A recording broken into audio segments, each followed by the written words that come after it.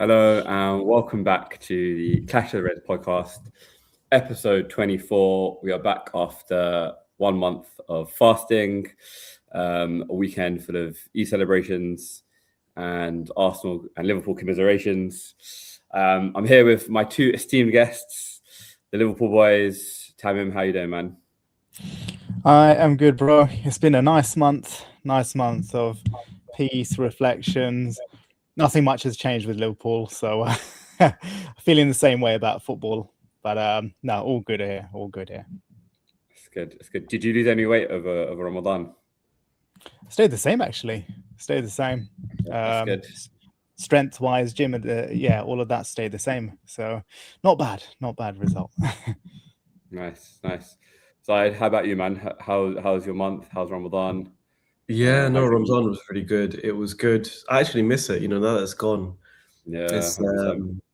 The funny thing is that where I work, everyone there is not Muslim, right? So they're all like trying their best to avoid me when they're talking about food or any drink. Like they'll drink some Yeah. water and they'll be like, "Oh my God, I'm so sorry." I'll be sitting in the staff room. I was in the staff room the other couple of weeks ago, and one of the receptionists was talking about how she just come back from Tuscany and did all this like amazing food and everything. Then she turned to me and she was like, "Oh my God, I'm so sorry. We're talking about food."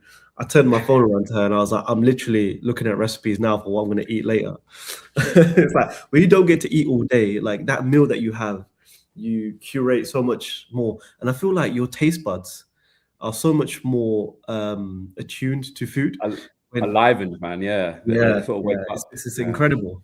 It was I miss it, like everything that comes with Ramzan, the spirituality, but also like the family and togetherness and the reflection and just keeping yourself in check and all that sort of stuff. I miss it already. Yeah, big time, man. Big time. Like the one feeling that Ramadan is really good for is just kind of, I think, like you guys said, just bringing you kind of back down to earth, making you realize kind of what's important in life, and just having that sense of community as well. Like having that Tarawih prayer, that the collective opening of iftar, opening the fast together as well. Yeah, man, it really was beautiful. We had a bit of controversy in the Prem at Leeds in like the first weekend when the Muslim players opened their fast, which was quite interesting because I don't, after that happened, I don't think they actually made a big thing of the Muslim players opening a fast afterwards. Like when Arsenal played last week, I think against Everton, when I went to my fast, my uncle was saying that Saliba went behind the goal, pretended he was injured, had a quick date, and then came back onto the pitch. So yeah, I think after that they maybe want to avoid any kind of controversy, perhaps. I don't know. I don't really know how I feel about it, to be honest, because you hear about players in the past, like what did they do when they had to break their fast, or it wasn't necessarily. I don't know if players now or former players as well feel like it's better now that it's facilitated and they get time to break their fast, or just another target on their back because it's then highlighted and like, are Muslims getting special preferential treatment in the Premier League, that sort of stuff. Like, so yeah, I don't know how I feel about it, to be honest. If all they're doing is just quickly going, having a sip of water, having a date, and then carrying on with the game, then I don't necessarily think that is so much of a controversy and why players need to have an issue with it. If you look at the World Cup that we're going to have, I think there are going to be 4 stoppages in the game, so something like that. Yeah, there's going to be a break midway through the first half, I think, and then a break midway through the second half, and I think that's more for like ad revenue and things like that. But let's see fans complain about that. I'm sure they will as well. But yeah, it's just, I don't know. What do you guys think? Yeah, I mean, if it's literally just a quick bite of a day, a quick sip of water, we have way longer stoppages for VAR checks, for offsides, for injuries, balls going out of play, corner kicks, you name it, man. Like yeah, no Arsenal fans are going to boo for a stoppage, are they? So yeah, man. Like if it's a quick 30 seconds, like it doesn't bother me at all. You know, I can see it being a problem if it was like a minute or 2 minutes, but you know, for literally that, like I really don't see the problem. Well, what do you think, Tamim? Yeah, I fully agree with what you just said. It's the stoppages that happen for so many other things like fouls, VAR being the big one, you know. That's you know, that can go on for minutes, you know, over 5 minutes in some cases that we've seen. So a quick 30-second thing.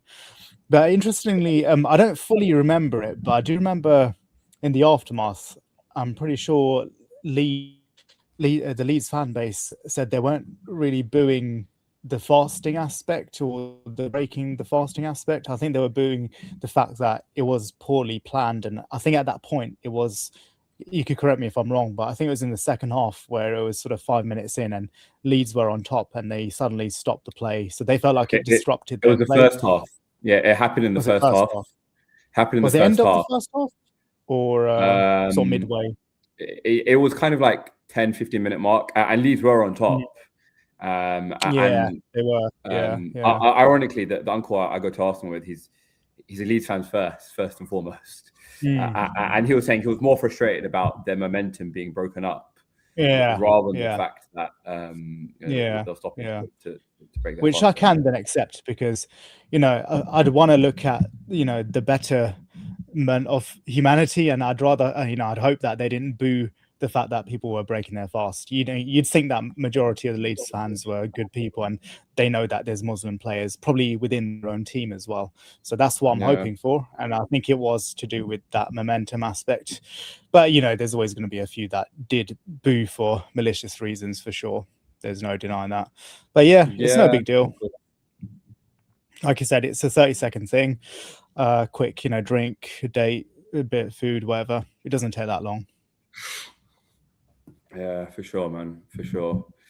Arsenal Liverpool wise, like we're talking about this just before we went live, but pretty much everything has kind of remained the same.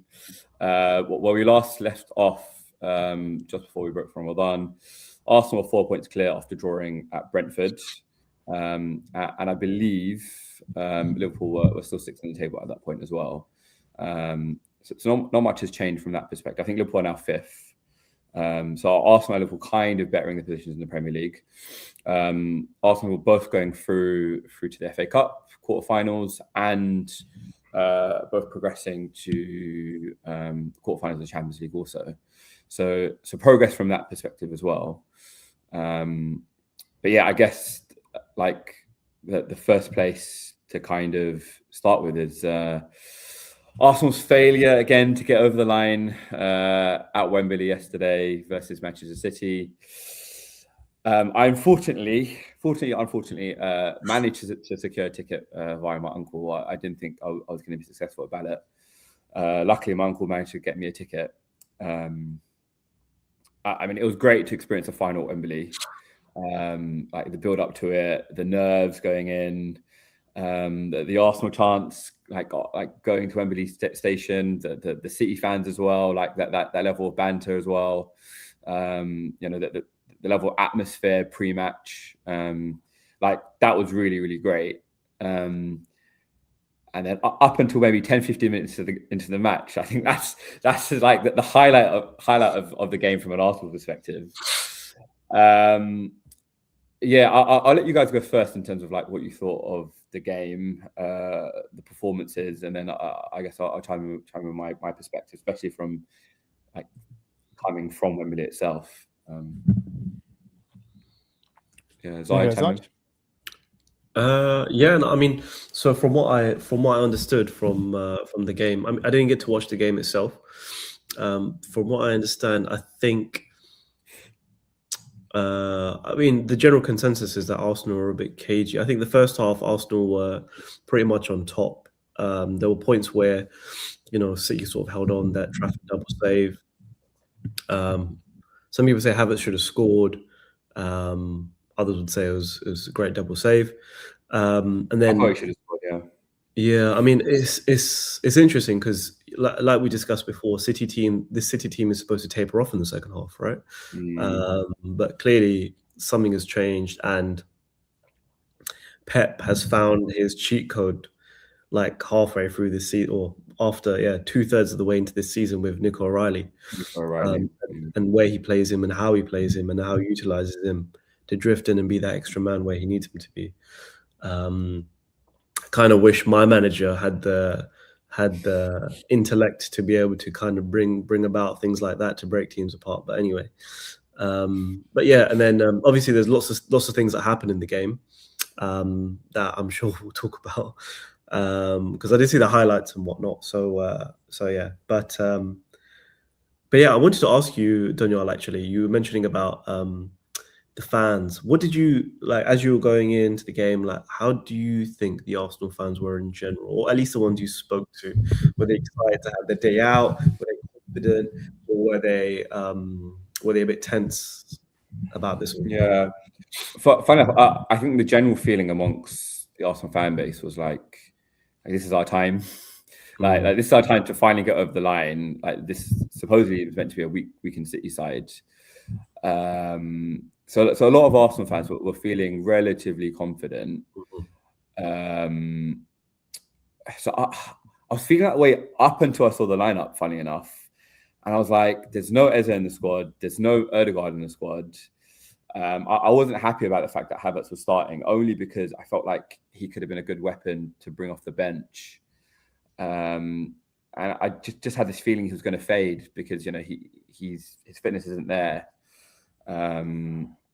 So I guess my confidence was kind of dampened at that point.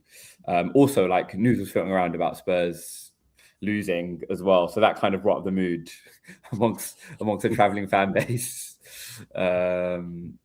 So yeah, and funny enough, I was talking to some City fans as well, and they were feeling there was a mix really that there was a feeling like considering that they just lost quite heavily to Real Madrid, they weren't feeling as confident leading up to this. But then some of them were like, "Well, it's Arsenal; they always bottle it. We know what they're going to do." So that was quite interesting. Also, I met that Professor Hamza, Man City hardcore dude at the platform at Green Park. I had a nice chat with him. It was like, "Well, hey brother, we can't be losing to you a lot. We can't be losing to you a lot. It's like, I'm fasting today, just for this day. I'm fasting today." I was like, "Okay, man." he sounded really nervous.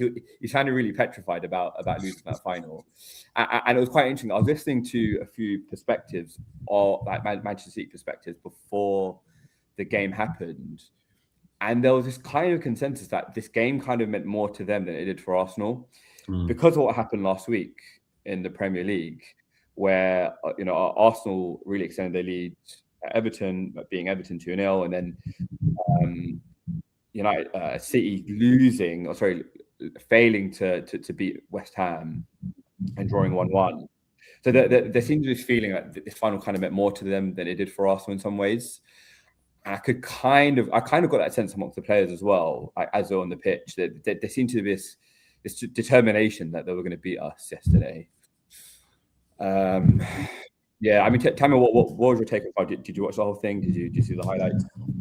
So I caught the second half of the game. So I didn't really, I didn't see anything of the first half. I just had a quick read, and it looked sort of evenish on the stats. But I've heard a few people, and Zahid also saying that maybe Arsenal edged it. So that's what I gathered.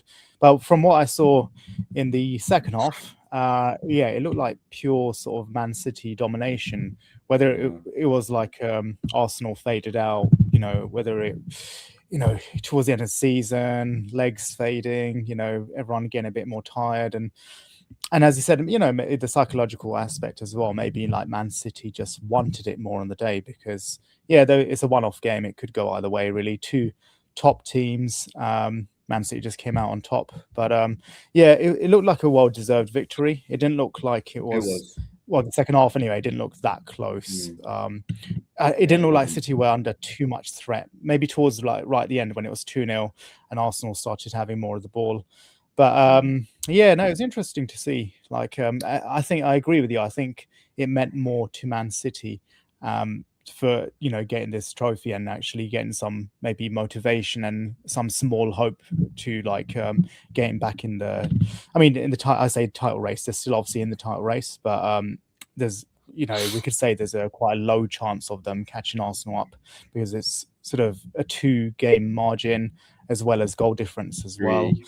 So 3 games, 3 games, isn't it? I mean, 9 points behind with 1 game in hand. So yeah, but yeah, it's interesting to see. I mean, I'm not sure why Arsenal lacked a threat in the second half. Like, do you think it's a fitness thing? Because I feel like when I've watched Arsenal the last few games, even against like Everton, you won 2-0, but it was pretty tense throughout the whole game until like the last 10 minutes, and that's when you scored your first goal.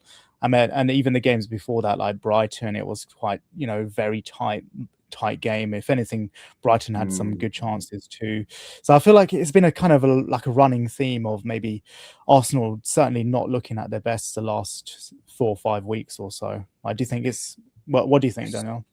Yeah, a few things. So going back to, I guess, if we go back to the Chelsea and Brighton games where it was pretty much like haram ball for both those matches. Like from that perspective, it was just about getting the result. Like, get over the line. That's all that matters. Like, you worry about performances in August and September. You worry about results in March, April, and May. From this perspective, like, there was an element of that kind of catching up with us. And I guess my fear of not having a proper number 10 playing was kind of brought to fruition in some ways. Like, it really worried me that Eza wasn't there. We did lack his spark. Like, he was really coming into the team quite well, I felt. The Everton match, like you're saying, it was tense. It was only tense because we hadn't scored, but we were really the dominant side. Like, we should have had a penalty in the first half in that game. We were basically peppering their goal. So it definitely wasn't a haram ball from that perspective. And it took Max Dowman coming on, 16-year-old in year 11 coming on to change the match for us.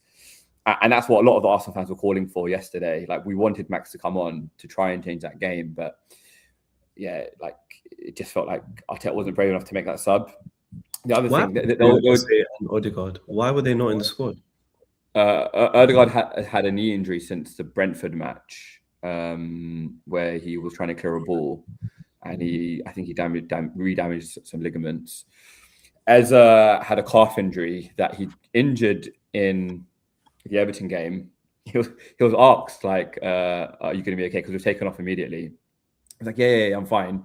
Scored an absolute belter against Leverkusen in the midweek, and then was withdrawn from the squad. So apparently it's a calf injury, and he's completely out of the England squad as well. So it's not looking good from that perspective. Like, the rumours are that he might be out for a considerable amount of time. So yeah, we just lacked that extra body in midfield. Like, compared to Man City, that they had like pure like techers on the pitch in Rodri, Bernardo Silva, Cherki. And we just didn't have that technicality in midfield. Like, what we're asking Zubimendi and Rice to do the same things that like an Odegaard would do or an Eza would do, and it just won't work. The other thing, the turning point for me in the whole match was Hincapié getting booked. So it was round about the 35 to 37 minute mark. We kind of cleared the ball, and then there was a quick transition, and Hincapié tried to basically stop the counter attack, and he gets booked at that moment. And from then on, City were getting a lot of joy on their left hand side, so that they were really attacking that left hand side, knowing.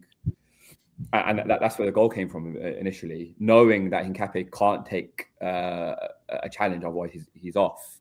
So my gut feeling was like Arteta needs to take him off and put Calafiori on, both from that perspective in terms of like getting tight to the player and like being defensively sound, but also just in terms of like us beating that City press.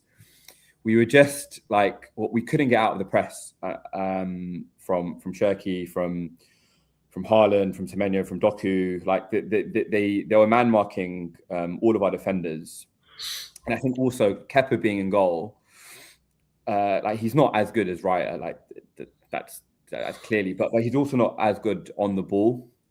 And whenever we faced City and done well against them, it's because we've had Raya on that pitch, and he's made the difference. And yeah, we definitely missed him yesterday, especially when it came to that first goal. The other turning point as well was, again, City on transition and Kepa running out and basically getting that booking, which could have been Dogzo. I don't think it was for him to get sent off. But from that point onwards, it just felt like City were going to score any moment from then. And again, Arteta was too passive to make any subs. It took us going 2-0 down to him to finally kind of, change it. Yeah. From what I saw, some of the stuff after the game, it was talk about how City basically packed out the midfield. They basically pushed Arsenal wide, but also avoided or somehow restricted Arsenal from getting set pieces and corner kicks and things like that. I don't know how much that is true. They did, yeah. Oh, and also was it the first goal that Kepa flapped at? Was that the first goal? There was a proper second goalie sort of mistake, yeah. So and then the second goal was Saka not tracking Nico O'Reilly, right? Yeah. See, if it was any other player, Arteta would have hooked him for the next few games. But Saka is so vital to your team. He'll be there next week. Man, my uncle has been on Saka for months now. Like he's saying, he's not the same player since his injury. Not the same player since he signed that 300k contract. Yeah, not the same. It's the contract syndrome as well, man. 100%. Feels like there's debate whether a player that young should be on that kind of wage at a club. But I think you've got. I think even Havertz is on quite high. Havertz is on 270, 280. So Havertz is the second highest earner. Yeah. Fair enough. I mean, so I mean, I was thinking about this whole Kepa situation and should Arteta have started him? Should he not have? Like Carragher's come out and said like Arteta owes him nothing. He doesn't have to play him in the final. There's many occasions where managers will drop the keeper that they've played throughout the tournament for their first choice keeper in the final. Arteta himself in previous Carabao Cup years, he had Bernd Leno in goal as backup keeper, and then he put Ramsdale on in like the semi-final. So Arteta himself has done that. So I don't understand why he chose to start Kepa. I mean, I think about when we won the league title, the League Cup against Chelsea, and we had Kelleher in goal. But he is a quality keeper, though. And I think he scored a penalty as well, didn't he? I think he scored a penalty in the shootout and saved the penalty that won us the game or something. But I think his penalty saves record is better than Alisson's as well. I think that was quite sort of... It doesn't surprise me. I mean, he saved a number of penalties this year at Brentford as well. So it doesn't surprise me at all. But yeah, I feel like the gap between Alisson and Kelleher, or let's say the gap between Trafford and Donnarumma, is much less than, say, Raya and Kepa. I agree. And so, is this just Arteta being Arteta? Because normally, when it comes to Champions League, crucial games, Pep in the past has over-tinkered and like over-analyzed and done too much and then lost the game because he just done too much. But in this situation, he's on the other side of this. And it's Arteta who rather than being active, he was reactive, or even then, like, he was passive in terms of his decision making in the game. So and I was really frustrated with him, man. Sorry, I was really frustrated with Arteta yesterday. Like I said, like at halftime, like Nkapia was just calling to come off, and then when it wasn't working for the first 10 minutes, it's like it doesn't matter. Like it doesn't matter that it's not 60 minutes. Just take him off. put Calafiori on, but both in terms of like give us a left hand side, because he's a bit of a maverick. You know, he can get us up the pitch. Run around, right? Yeah. He can run parallel. He as soon as he got on, like he headed it. He almost scored. Like he headed a shot right at Trafford. Towards the end, he narrowly missed the goal. Like he made a difference immediately. And I think that was what was also quite frustrating. Like, you know, he almost played it too safe yesterday. And you know, like if you're going to lose, lose by falling on your own sword. Like if you lose 3-0 and you've got Max Dalman on, like it doesn't matter. Like you're losing the cup final anyway. Just try something different. You're 9 points clear, right, in the league. Yeah. You're into the next round of the Champions League. You're like, you know, what do you have to lose in this situation, you know? Yeah. And I'm in the talk before the game was all about how this is the first test between City and Arsenal, who blinks first. This can set the momentum for the run in, But I mean, considering it's a 9-point gap, even though City have a game in hand, the fact that they drew against West Ham, you know, doesn't mean that they necessarily win their game in hand. But yeah, I feel like Arsenal had nothing to lose, but yeah, it's just the occasion might have gotten to Arteta or the team, or the desperation, this whole trophy desperation thing. Yeah, I think it did as well. You could sense an element of nervousness just in terms of our passing. They were hoofing it long rather than actually trying to aim for long passes properly. They're trying to force a situation rather than playing. They're trying to force a situation, yeah. I mean, like Saliba said before, like I haven't won anything at this club. Like I'm desperate to win.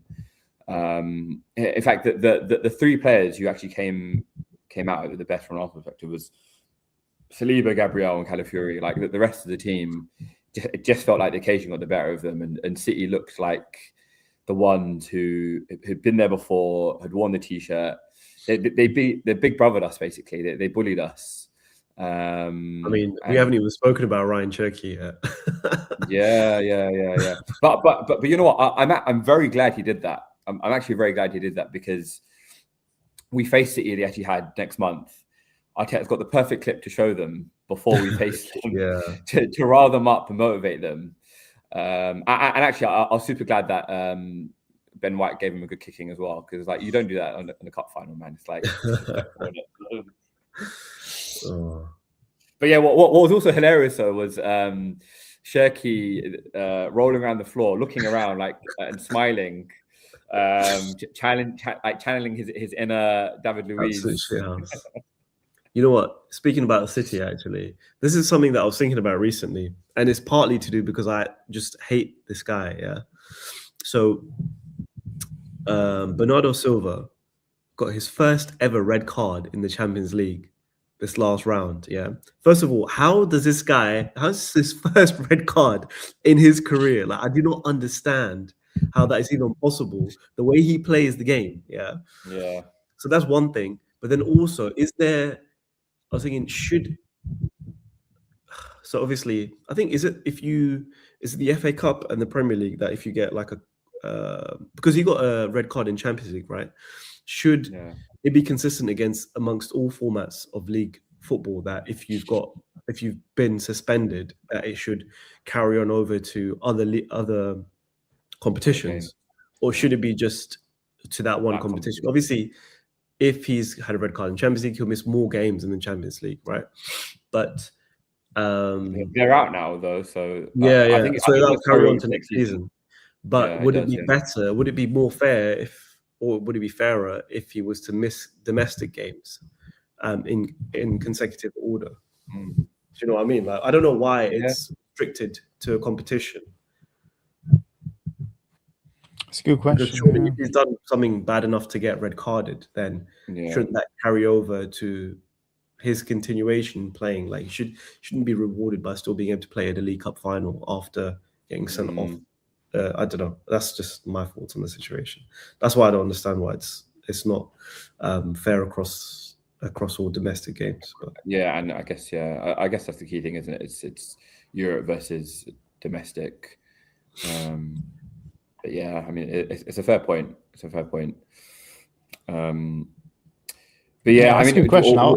sure what I'd say to that. I'm not sure if what side I'd go with. Should it apply to just Champions League only, or Europe only, or should it be everything? I don't know. I feel like if, say, they got through to the quarterfinal, semi-final, whatever. Yeah, I don't know. If he did get a red card there, he should kind of be punished in that competition because he's playing against European teams and he's caused a problem within the competition. But then again, I do understand your point, Zahid, as well.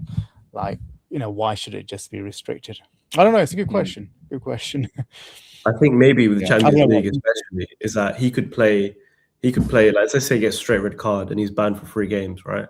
He could play 3 domestic games in the League Cup, in the Premier League, whatever, and then he'll be back for the next round of the Champions League if it was consistent amongst it. So I don't know. I guess they look at the Champions League above the rest of the sort of league formats. But maybe like it's a privilege to play in that competition. So if you get a red card in that competition, then it's restricted to that competition. Your ability to play there. I don't know. Maybe it's something to do with that. But yeah, I just don't like the guy, man, and I don't know how that was his first red card. Yeah, it's crazy. I still haven't forgotten that guard of honor when he never clapped for us. That's still Really what happened. Yeah, he always comes across as so bitter, man.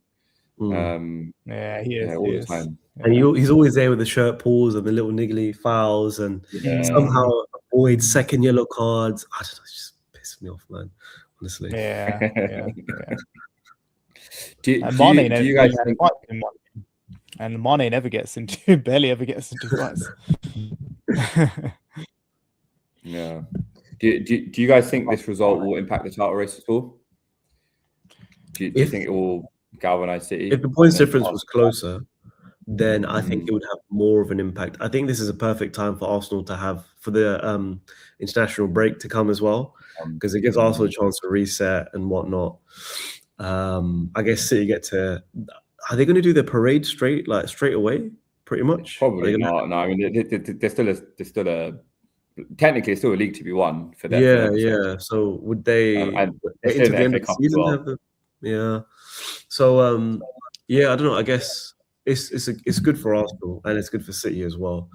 The international break has come at a good time, but I mean, on the one hand, it could light the fire for City to then go on a run, or it could also light the fire in Arsenal to get their act together and just continue to smash out wins, just grind out results until the end of the season. My fear before, like when we drew Man City, was that it ended up being a bit of a repeat of the 2011 League Cup final where we lost, and then Arsenal ended up collapsing completely. Like they were in a title race at that point as well, and just completely collapsing. I don't think that will happen at this stage because just the point difference is really high, like you said. It's funny though that it was. I mean, it's so typical, right? Like it's all non-Arsenal fans who talked up the quadruple and Arsenal potentially winning the quadruple, and then as soon as you lose the League Cup final, everyone's taking a piss out of how Arsenal's quadruple is gone. They can't win the quadruple. Blah blah blah blah blah. It's like everyone had just built Arsenal up to fail, basically. It's so clear. Yeah, of course. And Arsenal fans bought into the hype as well. Like, we'll be real. Like, Arsenal fans. I think they started to. We're winning it all. Say again. We're winning it all, and all that kind of rhetoric. Yeah. Like, I think that they started to believe that hype. Like, maybe after. I think once we drew Southampton, and then saw that Champions League draw as well. Yeah, which was quite favorable for Arsenal. Like, actually, this is actually doable. But yeah, I mean, we're still in a great position. We're still in. There's 3 other competitions as well. The onus is on them now to go and beat Bournemouth, which is no easy task. They haven't lost in 11, 12 games now since losing against us at the Vitality. So longest unbeaten run in the Premier League. So it's no easy task to beat them. And then hopefully again put a bit of pressure on City before they face Chelsea the following day. So yeah. I mean, Chelsea are absolute joke at the moment, man. Like, Yeah, they're a joke right now, innit? but yeah, what can you say, really? I mean, I just don't understand. I think it was Kevin Kilbane came out today or yesterday saying he doesn't know what's happened to his former teammate Liam Rosenior. It's like linked in Liam. Honestly, it's like where I don't know what he's doing, how he's talking like this, and da da da da. I think he's always been a bit like that, though. To be fair, like, right, I shared that post of him boasting about his GCSEs when he was a Hull player. Just like, come on, that is proper. That is very LinkedIn, Liam. 100%, 100%. Yeah. Oh gosh. Yeah, yeah, the whole respect the ball and like the whole huddle around with the ref. It's just like Paul Tierney, like he made the point to Rosenior, like you got so upset about Arsenal apparently encroaching in your area, in your half, when it was just a stray ball that the goalkeeping coach was trying to pick up, and he got so upset about that. And Paul Tierney, the referee, was like, "You got so upset about that, but this is the opposition's kickoff, and you're doing a huddle around their kickoff right now. Like no idea about the double standards being there, and him kind of deflecting it onto the players as well. It wasn't my idea. Players want to respect the ball. It's like, come on, man! Like, we know he's definitely like had some sessions with them and like some PowerPoint presentations about respecting the ball for sure. There's no. I was reading an Athletic article about it, and they were like, oh, like maybe he was trying to like create his version of like the haka, like try and be intimidating to the opponent or whatever. And I was just like, it's just so stupid, man. Like there's not even Chelsea fans would find ways to defend that kind of stuff. It's just ridiculous. And it's just ironic that they went on to lose that game anyway. And then Rosenior has the cheek to be like, oh, you know, if Paul Tierney was more worried about doing his job, then he would have given us a penalty that they're worrying about our huddle. And I was just like, come on, man. Like deflection again. Yeah. Because wasn't it 3-0? Like pretty convincing. 3-0 to Everton, 1-0 at home to Newcastle, and then 8-2 on aggregate against PSG. Basically, they spent £2 billion to become 2010's Arsenal. Essentially, like young players stacked to the brim, maybe some pretty football here and there, but with no substance, getting trounced in the Champions League, tailing off in like the run-in in the latter stages of a season. Like it's like basically peak Wenger years. With more money. Yeah. And there's all this stuff about Nacho leaking the starting lineup and stuff. About the team news, all that. Because that happened at Man United, didn't it? When when he was there, suddenly lineups are getting leaked. It's just hilarious, man. It's a mess, isn't it? They're just a mess. That's the only reason why I think, like, we're fifth right now, right? So, as you said in the intro, like we're one place above where we were before Ramadan, but that's not because we've been great. Like, it's not because we're doing any good. We're still playing rubbish, and it's more to do with Chelsea being like even worse than us somehow, and Villa somehow also being terrible and sort of almost to the point where we're near them as well. But I mean, I have a little bit of faith we'll finish in a Champions League spot, but that's not because of our team or slot. I think it's because Chelsea won't be able to catch us up. But apparently Everton are 3 points behind us, and they could be they're in good form. They've like quietly have been like going under the radar this season, just going about their business, and no mean feat for us to have beaten them at home. And, like they could easily have got something out of that game, like. Dwight McNeil That's what it shot looked from like outside on the the cards. box. It looked like it was going to be a draw, or they might nick it. Yeah.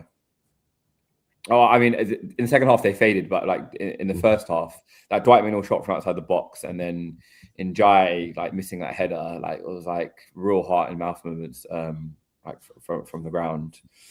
Yeah, and then them just comprehensively beating Chelsea the weekend. Just Yeah, good let's team. talk about Liverpool. Talk from one mess to another. This is where me and Zahid, we've got to go now. See you, Danyaal. I mean, it's just same old, man. There's like we've just been repeating the same stuff all season, man. There's not much. I don't know. Like the players, they're up for it when it comes to the Champions League. Although saying that, in the first leg against Galatasaray that we lost, we had so many chances at the beginning of the game where they could not play out the back. I think we had at least 5 or 6 where we could have capitalized and scored, but we didn't. And they went on to then score and win the first leg. And the second leg, I mean, things clicked and things went well for us, and we won the game comfortably. But I don't know. They seem to be up for it. Like Salah was up for it as well and whatnot. But when it comes to domestic form, it's just I think they've just given up. Man, you guys properly let me down. You were playing Spurs the weekend before, and I was like, you know what, Liverpool are gonna hammer Spurs. Spurs are useless. Spurs are rubbish. I'm like, I'm going. I had 3 free transfers or 2 free transfers in my FPL. I'm like, no one's gonna bring in Salah. I'm gonna captain Salah. Vice captain Ekitike. Both of them get benched. Both of them basically do nothing when they come on, and manage to like give Richarlison an equaliser in the last minute. I'm like, this club, like as in Spurs, haven't won a single game or got a single point in 2026. Like they've been so bad, and Liverpool basically give them a shot in the arm. But basically, I think you guys gave them the confidence to go and beat Atletico. They still lost the tie, but they went and won their first game. And the irony of it was like it spurred the fan base to go and give them a parade before the Nottingham Forest game. Like, what type of fan base has a relegation parade before a 6-point match? Like, honestly, man. Yeah, and they went on to lose what 3-0. They went on to lose 3-0. It's insane. Only Tottenham. Yeah. I think that's probably our worst result of the season. Like worse than losing to Wolves. I agree. Worse than the Leeds game earlier on in the season. Like and Richarlison of all people, letting him be the one to score the goal as well, considering how much we hate that guy. It's just absolute joke, man. I feel like Slot has also given up as well, and he'll be gone at the end of the season. I'll be surprised if he sticks around. I mean, if we get into Champions League, do you reckon they'll take Alonso? Sorry? Do you reckon they'll sack him and get Alonso? I think it'll be a mutual agreement kind of thing. I don't think he'll get sacked. I think we'll probably go. That's just crazy to go from winning the league in your first year to then your fans wanting you out in the second season. It's just, I mean, things have not gone our way as well. The luck that we maybe had last season, we've not had at all this season. I mean, like Isak comes back, first game gets injured again. We lost Jota. Like we spoke about all these things already, but it's just, it's just a cascade of issues that have happened this season. Missing out on players, missing out on Mark Gahey. We even linked with Semenyo as well. Yeah, just all this sort of stuff, and it's just been absolute shit show. Like, if we finish 5th, I'll be very happy that we've at least got Champions League to go into next year, and we'll have some. I mean, we're gonna have to recruit again, even though we spent so much money. We're gonna have to recruit again in the summer. But yeah, I would prefer if they are going to get rid of him as soon as the season's over, get him out, get the new manager in. Let them have a pre-season with the players, and do early, 100%. Yeah. Because like I said like earlier, like he's found Right. ways to find a route through this low block football. But Slot just he can't figure it out. And his persistence on playing Cody Gakpo and not bringing in Rio early on enough, or starting Rio and Gamua, like it's incredibly frustrating. Yeah. Yeah. Yeah. And he'd rather moan about the low block than try to figure out. So he, yeah, He's looking for excuses, really. teams are playing a low block, okay, but you're just going to talk about it and moan as if they shouldn't be doing it, and it's a bad thing. Well, try and figure out then. Teams can do what they like, and if Yeah. that works against us, it works against us. There's no point moaning about it. Try and do something about it. But yeah, I'm with you. Ideally, early doors, mutual agreement, he leaves. He won us the league, so give him some sort of respectable kind of mutual agreement on leaving rather than a sacking. You posed a question, Danyaal, like if he wins the Champions League, would we keep him? I just can't. It's a good question, but I just can't see him winning the Champions League, because look at what he's doing against teams like Spurs and Wolves and Leeds. I mean, yeah, we might be able to luck our way potentially, but it's such a slim chance. Like if we don't get trounced by PSG, we're going to get destroyed by like Bayern or someone else. He can't tactically outmaneuver Igor Tudor, so how's he going to outmaneuver like Luis Enrique and Vincent Kompany and the likes? It's just not going to happen, in my opinion. So yeah, and it's just been too many losses this year. Like early on, like the start of the season, it wasn't looking great, and I did keep, I had a bit of hope. I kept saying it's early, come on, like there's going to be some improvement there. And like when Klopp had his bad years, which he had a one or two sort of bad-ish kind of years with us as well, but there was like a notable sort of improvement. Like when we had I think when we finished like just in the top 4, there was like that season when we lost like 6 home games in a row. But then as the season went on, you could see clear changes and there was marked improvement. And then we went on a wicked run to eventually get on top 4. Alisson scored that header. And plus you could say, we had the midfield issues, the injury crisis. Klopp had his reasons why we were dog shit, but even then he still managed to fix it. But we don't even have that much of an injury crisis, and Slot's still not been able to figure it out. So like, there's leagues apart differences between how Slot and Klopp managed to fix their issues, and Slot's not managed to fix any issues at all. So for that reason, that's a big one for me. He's just not been able to find any solutions. So I am very much leaning towards Slot. Yeah, I think the time's there. He's done his 2 years. Fresh start is needed, in my opinion. And like you said as well, yeah, a lot more spending is needed. Even though we spent a lot, there's still loads of holes in the team. Like our wings are slow and old. We don't have a proper defensive midfielder. We let go of important attackers like Diaz. Our central defenders aren't that good anymore. There's a lot more needed in the squad, in our first team.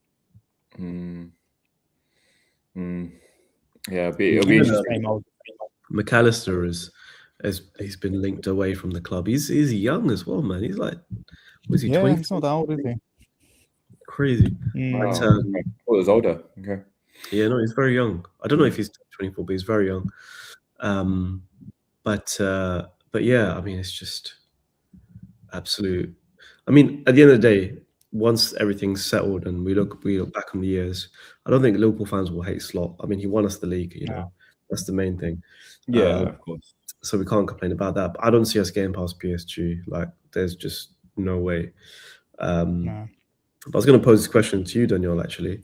If Arsenal can get past Sporting, do you think you'll be able to get past Barcelona? Because that's the main team on your side of the draw that you've got. Yeah. They did worry me attacking wise against Newcastle, especially the Camp Nou. I was like, well, they really blew Newcastle out of the water. I think we can get past Barca if we have a very good, if we can keep them out at the Camp Nou and then Yeah, I mean, you got to keep. Basically, bring it back to the Emirates. Who was and it? the Emirates. Who was the Newcastle player that basically shut down Lamine Yamal? I Lewis think Hall? it was the home game. I can't remember who he was, Yeah, but Lewis basically, Hall, wasn't it? yeah, Lewis Hall, yeah. Because I watched some highlights of his performance, and it was really good. But yeah, no, I mean, if you can play better than you did against City in that final, then yeah, like I could see you going toe to toe with Barcelona. But if you play the way that you played against City, then Yeah, no there's no chance. Yeah. yeah. I think you're right in terms of what you mentioned earlier about the break kind of coming at a good time in the sense of like Saliba's been drawn from international duty. Gabriel's has been playing with a knock apparently, so it gives him a chance to rest. Tuchel has finally said that he's going to give Saka and Rice at least one game off. So that's interesting. So yeah, like say again. Ben White has been called up because Yeah, obviously he has been. Yeah, he refused to answer the call when Southgate was there. One of the coaches had a fallout with him during the Qatar World Cup. Yeah, interesting. But yeah, I mean, there's six Arsenal players are going for international duty, so a good time to rest, I guess. Yeah, definitely. Obviously, there's no United boys here today to talk about them drawing and against Bournemouth. A game which did any of you see the controversy in that match? I mean, there was red card for Maguire, right? So it wasn't only that; it was red card for Maguire, but before that, United felt they should have had a second penalty. Ahmad went down in the box under a very similar challenge to what Maguire did on the Bournemouth player. So Ahmad goes down, no penalty is given, there's no VAR review, and then Bournemouth go up the other end, go through on goal, and then Maguire pulls back the Bournemouth player. It's dogs though, so Maguire has to go for a red card because there's no attempt on the ball, and then they basically equalise at that point. But all credit to United, like they held on with 10 men. But yeah, like looking at it back, if that happened to Arsenal, I'd be pretty livid. I'd be like this corruption, like clear PGMOL favoritism here, like. Yeah. Did you guys see it at all? No, I mean I heard, that rings a bell, but you know, I mean, United have kind of like flown under the radar as well to an extent because I think they lost to Newcastle. The last 3 games they lost to Newcastle, then they won. Was it against Aston Villa? They beat Villa, yeah. And then they had this draw against Bournemouth. And like you said, Bournemouth are unbeaten at home for his. Well, just unbeaten in general. 11, 12 games or something. Yeah. Yeah. So, yeah, I mean, I guess they are getting a lot more leeway, I guess, since Carrick's come in and steadied the ship. They've kind of become a lot less headline worthy in recent times. Yeah. I feel like the ex-United pundits, like they've laid off him a little bit as well. Yeah. Maybe obviously like yeah, and his record has helped as well. Like the fact that straight out the bat, you know, he beat City, he beat Arsenal. Getting the scouts very, very on. It's definitely helped his cause. It'll be interesting to talk to Omar and Dog next week to see whether they feel like Carrick should get the job or not. But I mean, for me, it seems like a good fit. Like, he knows the club, has that United DNA, so to speak. Has got the results. Looks like he'll get them Champions League football. And that was his main objective, really, coming in. So, I mean, it seems sensible to give him the job. I wonder if United fans are just traumatized by the whole Ollie at the wheel and all that sort of stuff. Yeah. Like, sign him up, give him the contract, blah, blah, blah, all that nonsense, that they're a bit less willing. Although Ole Gunnar Solskjaer played very attacking football, from what I remember, whereas Carrick is a bit more pragmatic in his play, and I guess just from the kind of player he is. So yeah, I don't know. I guess we'll see what the board decide. But I feel like the way United's board are, they're going to go and try and sign a big name, and Carragher's going to get booted out because they just keep making silly choices. Maybe. I was reading today. They haven't approached anyone yet for the main job. Sorry, you're saying that it cut out. I think there's a link with Enrique, was there? But I mean, I don't know if that's just like hearsay. But apparently he might not sign on to extend at PSG as well. So there's there's that potential. Yeah, there's that potential one. They've been flirting with Pochettino for a good part of 10 years, or wanting to get Poch for a long time. But yeah, I can't. Who's he managing? The USA? MNC, yeah. So there's going to be managers floating about after the World Cup is over in the summer. So they'll have lots of choices. Yeah. I don't know if Ancelotti, depending on what happens with Brazil, if Ancelotti is going to be out of a job by the end of the World Cup. So, but it's what you mentioned earlier, Zahid, like with regards to Slot. Like, if you're going to make a change, you have to make it early enough for them to implement their ideas and bring in their own players and have their system in place. Otherwise, you're kind of playing catch up before the season even started. I mean, we saw last season with United as well. Like, they extended Ten Hag's contract after winning the FA Cup and then sacked him by October, November. Like, it's just, yeah. Honestly. But I feel like also, talking about transfer market as well, it always happens that there's like these breakout players at the World Cup, incredible at the World Cup, then they get signed up by Premier League teams and then they just disappear. James Rodriguez was one of them from back in the day. I remember Wenger had only watched Gilberto Silva from the World Cup and was like, I need to sign this player immediately. and he became an invincible for us. Like, there'll definitely be a lot of stories like that, I think. And you can imagine a club like Chelsea doing something really silly as well, like just being enamored by this new breakout star that's come out from the World Cup and like splashing all the cash to get them. I mean, I wonder, talking about the World Cup, I wonder what's going to happen to Iran, because they initially said that they pulled out from the World Cup, and now there's rumors that they asked to play their games in Mexico instead or something like that. And then, it's just crazy. Like, the FIFA Peace Prize winner is the only person who's just tanked the world economy. And honestly, it's just insane what's going on in the world right now. Yeah, it's madness, man. Absolute madness.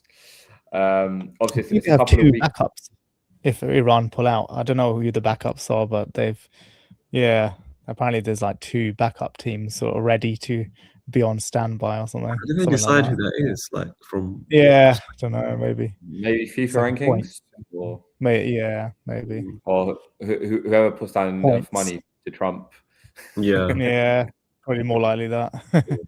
Infantino, I mean, we haven't even talked about the AFCON fast. Like, we were on a live stream straight after the final 2 months ago, talking about what happened there, and then last week, Senegal getting stripped of it. It's just ridiculous. Like, honestly, I think the laws are the laws of the game, right? And if that is like, if a team walks off the pitch, then they technically forfeit the game. Then it's all on the. This is the thing, right? They didn't leave the pitch entirely. They did come back on eventually, and the argument from Senegal's position is that the teams played to the whistle, and the match resumed after that interruption. So like, I can definitely see it from Senegal's perspective, but I've even been hearing like a lot of the Morocco players were like, well, we don't want this hollow victory. Like, it doesn't mean anything. Should have been done there and then, right? That's why would you do it? Like 2 months later? Like, if you're going to strip them like a day after, 2 days after, a week after, like not 2 months after it's happened. Like, just I feel like at this point in time it's too late. If this was like Europe or European competition or World Cup or something, then Senegal would have got fined or something, or something Yeah, wrong. They would have exactly. got banned from the next AFCON or something like that. Yeah, that seems like a more appropriate sort of punishment, Yeah.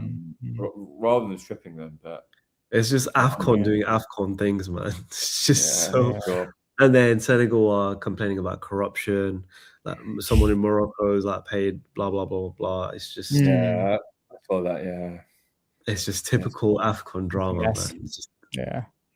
what more do you expect, or what less do you expect, I should well, say? that's yeah. Oh man. Well, we've been going an hour, guys. If you're still with us at basically 10 to midnight, please like, share, comment, subscribe, all that good stuff. I guess we'll wrap up with some predictions. It's FA Cup weekend when we return. Talking about Man City, Liverpool. Seems like it's the highlight match of the quarterfinals. What's your prediction? I mean, you guys are pretty down on Liverpool at the moment. Go on, Tamim. I feel like we're gonna. We're gonna lose 3-1. I feel like City's confidence is pretty high now after their League Cup win, and yeah, we're just shit. So yeah, 3-1. That's my deep analysis there. Okay. Zahid? I think we'll probably end up. I guess it depends what happens within the international break and if players get injured or what happens. But every time I've felt like, Slot's got this international break. He can get the game plan ready. He can get the team ready. Then we go and still fucking lose when we come back after the international break. It's just, it's a joke, man. I expect us to lose at least 2-0. I'd love if, Ekitike comes in and shows how clinical he can be. If Salah finally gets the form back he has last season and does something, it could be a good game. It's a cup game anyway, so there's nothing to lose really. Both teams are just going to go for it. But yeah, I feel like City will probably win. I'd hope to think that we'd score a goal at least. We could end up going and winning it 3-1 or something. Who knows? I mean, the general consensus is it's probably we're going to get battered, basically. Yeah, I don't think that will happen. I'm going to go for a 2-1 Liverpool win, actually, because you guys surprising a lot of people. Just City. I know they beat us yesterday, but again, they're not the City of old. So I would imagine they might rotate as well, and you might have your first team out for that match. Would you just randomly? I was just thinking about trophies. If you were to win the Champions League, but lost the league, would you be satisfied with the season overall, or? Because I don't know if it's true, but Ornery came out and said, "Forget all the other trophies. It's all about the league." I mean, I've seen us win a number of leagues in my lifetime. I've never seen us win a Champions League at all. So yeah, man, get me big ears, man. That bombshell has made Tamim leave the stream immediately. The mere thought of Arsenal winning the Champions League made him rage quit the stream. Hilarious. I get the sentiment. I think it'll be very, very damaging for Arsenal to lose the league from this position at this point. Yeah. To lose the league at this point, to be 9 points clear with 31 games played, it will be nothing short of a disaster. But yeah, man, Champions League for me, if we get there, we need to make history to do it, and maybe us getting beat yesterday might have kind of taught Arteta a lesson, might have taught the players a lesson as well. That they can't expect to go to a final and play horrible and get through. They actually have to play some football. I mean, for me, it's a successful season just by winning the Champions League. 100%. Yeah. I wouldn't call it a failure. I'd say it's a disaster not to not win the league. But you know, I love the Champions League, man. Absolutely love it. Yeah. I mean, you're still on course for 3 titles. Yeah. I really like, again, not one to be picky. We haven't won a trophy in 6 years, but like scars of yesteryear, man. Like Arsenal, like, the Invincibles underachieved in that they didn't win at least one Champions League, and Wenger's biggest regret is basically playing too much of a strong side against Man United in the FA Cup semi-final. And I do have a bit of a fear factor about, you know, going to Wembley at a semi-final before a potential Champions League semi-final. It's just like it might drain too much resources, I think. But hey, like, let's see what this team can do. We've got Southampton. Like, well, again, that's another one of our bogey sides. Like, I wasn't obviously happy we've got Southampton over any other teams. Obviously, Port Vale at home would have been a nicer draw. Yeah, obviously expect us to go through for that, and then obviously it's just the luck of the draw to see who we get in the semis at that point. What was the Mansfield score in that game? Because I feel like we beat them 2-1. That was a sticky game for you. I mean, ish. Obviously, it was a League One side, League One pitch. The ground itself, it was like they were playing on like porridge, basically. The pitch was awful, but again, in that game, Max Danwell was just incredible, man. He could have got a hat trick in the first 20 minutes. Like, he absolutely run the show. Ironically, it was Marley Salmon who made a mistake, another 16-year-old who made the mistake to get them back into the game. Kepa again also made a mistake to not take the shot out and parry it away. And yeah, like we relied on our quality off the bench as a scoring a screamer. And then we were just kind of professional. We could have seen it out. Saka missed a glorious opportunity to make it 3-1. I think Madueke had another opportunity as well. And we're just professional to kind of get over the line in that game. For the first time in a long time, we had a bit of a fortunate run in the cups, and in particular in the FA Cup, because previous years we've had City, we've had Liverpool, had Man United, and those 3 teams knocked us out in the 3rd round. So it's been nice to kind of actually get some favourable ties for once. So what are your predictions for the Southampton game then? What do you think the result? Like I said, 2-1. Okay. Hopefully we get some players back by then. I think Odegaard might be back. So it'd be nice for him to get some minutes. Just hoping that Ezra's not too badly injured and we do see him back sooner rather than later. And then straight after that, it's Champions League ties. Like, you guys got PSG first, I believe. You're playing Sporting first on the 7th. Yeah. We got Sporting away, and then you got PSG. We play on the Wednesday. On the Wednesday. Yeah. We're away at PSG as well. I think the first leg of the Sporting game will be very much like our away tie at Leverkusen, like a tight, narrow game where it's 1-1. Like, Arsenal kind of keep the kind of XG shot down, and then I think we try and nick it at the Emirates. What do you guys think about the PSG match?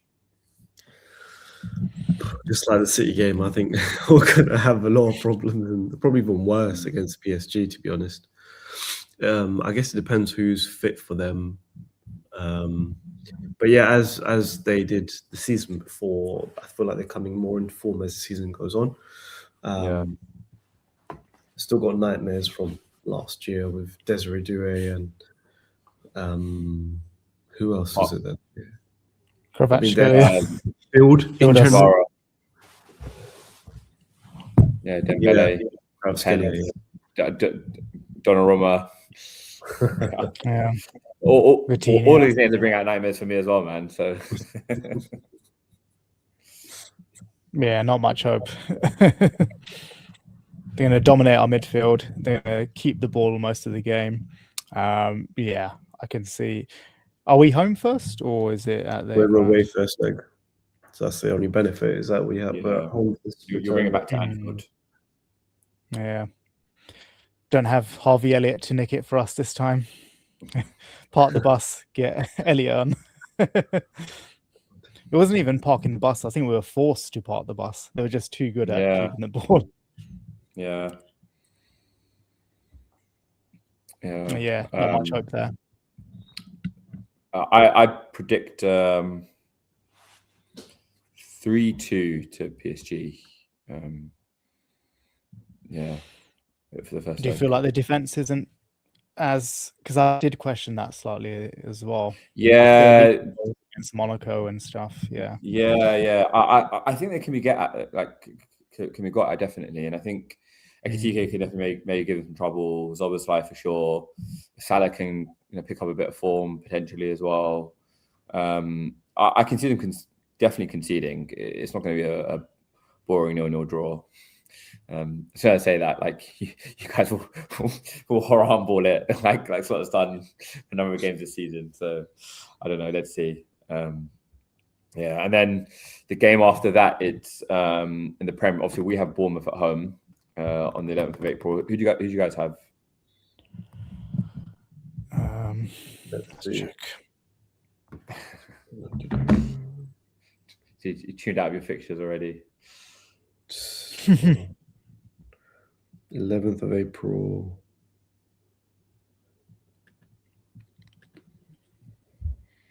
Yeah, Danyaal, there was a time where I would know who the next 3 games were. Yeah, you have Fulham. 5:30 kickoff at Anfield. Oh God, we're going to lose that game. I can tell you that now. Fulham were good. Harry Wilson, Harry Wilson. Yeah, Harry Wilson. God. Yeah. Raul Jimenez will probably get an assist or something at least. Yeah, it's just. Yeah, Fulham are a good side this year, man. Yeah, that's for sure. Adama.